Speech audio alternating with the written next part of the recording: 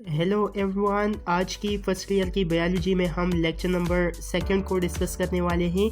और इस second number lecture में हम स्ट्रेनिंग के हवाले से बात करेंगे कि स्ट्रेनिंग क्या होता है, स्ट्रेनिंग को हम किस तरह डिफ़ाइन करेंगे, स्ट्रेनिंग के इम्पोर्टेंस कौन कौन से हैं, स्ट्रेनिंग के मेन टाइप्स कौन कौन से हैं। तो आज की इस लेक्चर में हम इन तमाम चीज़ों के बारे में जानने की कोशिश करेंगे। तो चलिए स्टार्ट करते हैं। सबसे पहले अगर हम स्ट्रेनिंग के मीनिंग की बात करें तो स्ट्रेनिंग मीन्स कलराइजेशन और डाइज। स्ट्रेनिंग का मतलब कलराइजेशन या डाइज है। Staining is how we define staining. Staining is the process in which a cell or tissue is colorized with particular stain or chemical solution or dyes for the identification for the studies.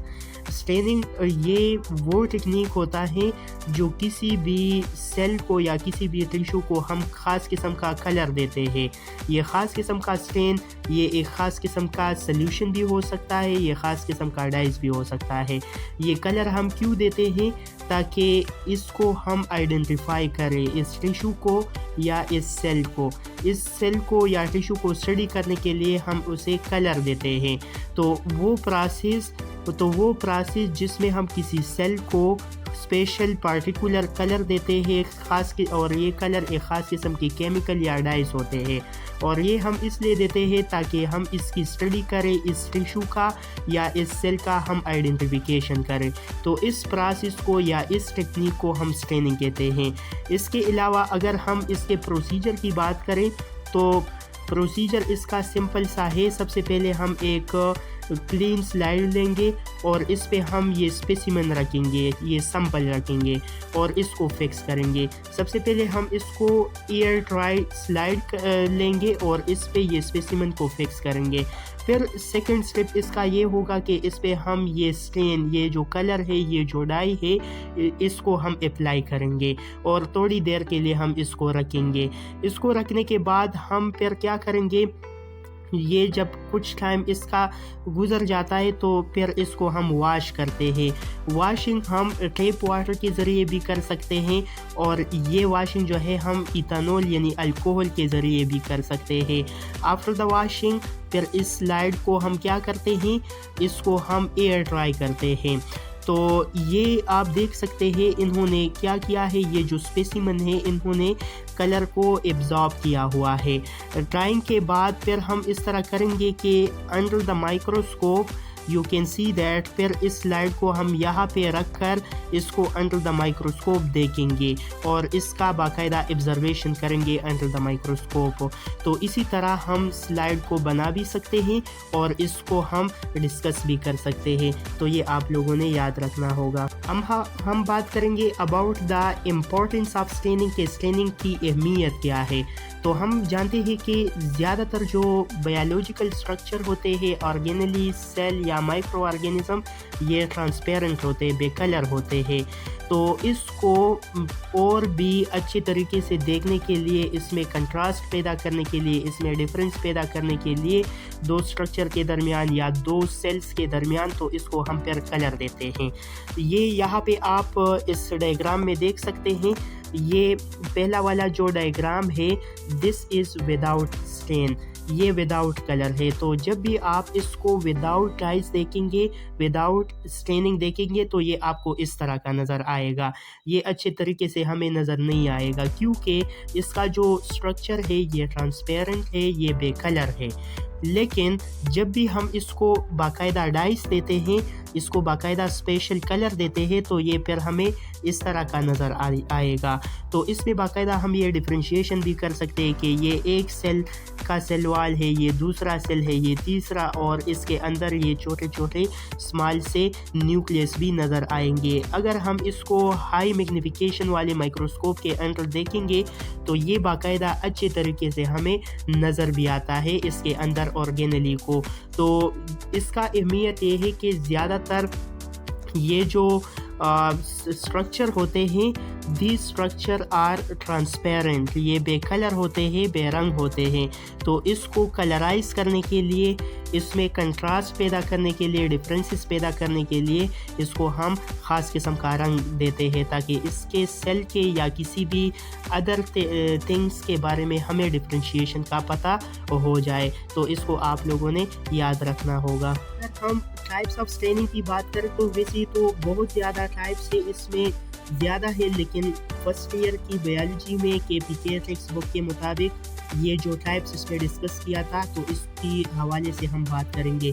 सबसे पहला आता है vital stain, a stain that can applied on a living cell without killing them because its low concentration they are non-toxic to the living tissue is called vital stain।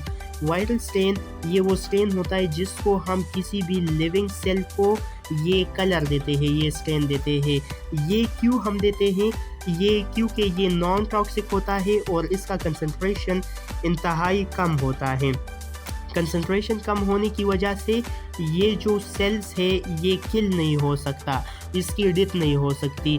तो इसको किस्म के colour को, इस किस्म के स्टेन को फिर हम वाइटल स्टेन कहेंगे क्योंकि ये नॉन टॉक्सिक होता है, इसका लो कंसंट्रेशन होता है और ये सेल को किल नहीं करता। तो इसको हम वाइटल स्टेन कहेंगे। यहाँ पे आप इस पिक्चर में देख सकते हैं ये एक सेल है, ये सेल्स है, सेल का एक सैंपल है। यहाँ पे आप देख सकते हैं these are the living cell. ये जो लिविंग सेल आपको दिखाई दे रहा है तो इन्होंने बहुत ज़्यादा ये कलर को जज़ब किया है, एब्जॉर्ब किया है। तो इस किस्म के कलर को, इस किस्म के स्टेन को हम लिविंग सेल के लिए देते हैं क्योंकि ये नॉन टॉक्सिक और इसका कंसंट्रेशन भी लो होता है और ये अच्छे तरीके से फिर हमें ये लिविंग सेल नज़र भी आ जाता है। तो ये इसको आपने याद रखना होगा।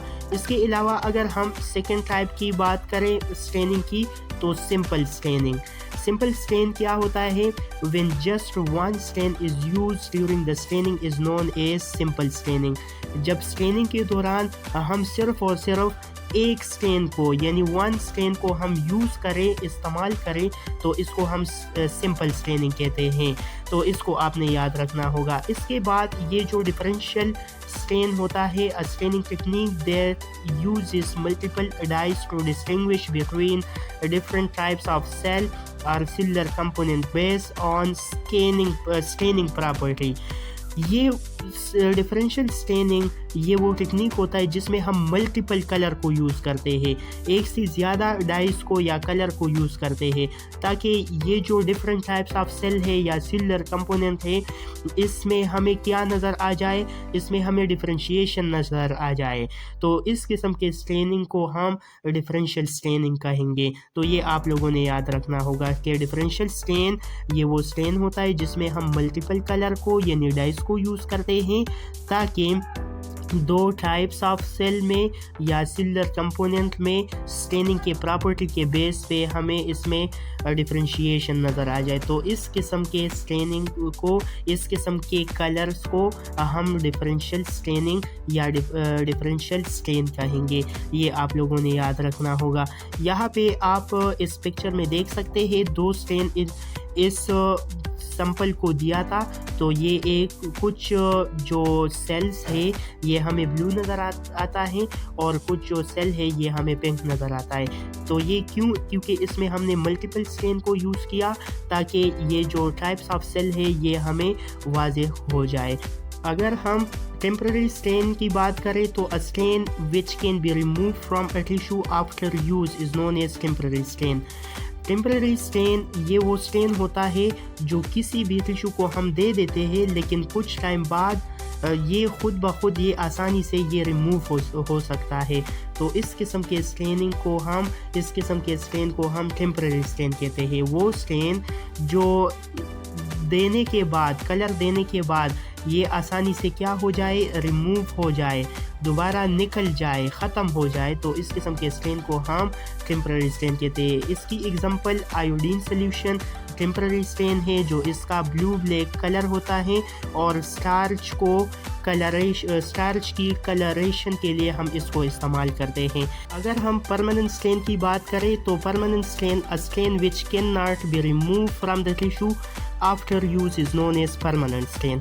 परमानेंट स्टेन ये वो स्टेन होता है जो किसी भी टिश्यू को देने के बाद ये आसानी से रिमूव नहीं होता, तो इस किस्म के स्टेन को हम परमानेंट स्टेन कहेंगे। मिसाल के तौर पर मिथाइलिन ब्लू ये परमानेंट स्टेन है और इसका कलर ब्लू है, जो किसी भी न्यूक्लियाई की कलरेशन देने के लिए हम इसको इस्तेमाल करते हैं, तो ये परमानेंट स्टेन कहलाता है। इसके अलावा अगर हम बात करें सफरनिन की, तो ये भी एक परमानेंट स्टेन है जो इसका रेड पर्पल कलर होता है और ये भी न्यूक्लियाई को कलरेशन यानी न्यूक्लियस को कलर देने के लिए ये इस्तेमाल होता है। सिर्फ और सिर्फ न्यूक्लियाई की कलरेशन के लिए नहीं बल्कि लिग्नेन को कलर करने के लिए और प्लांट टिश्यू को भी कलर करने के लिए ये सफरनिन स्टेन का हम इस्तेमाल कर सकते हैं। तो ये रहा दोस्तों आज का हमारा लेक्चर नंबर 2। इंशाल्लाह लेक्चर नंबर 3 में हम आगे जितने भी टेक्निक्स है तो इसमें से हम 1 या 2 टेक्निक को डिस्कस करने की कोशिश करेंगे। तब तक के लिए अल्लाह हाफिज़।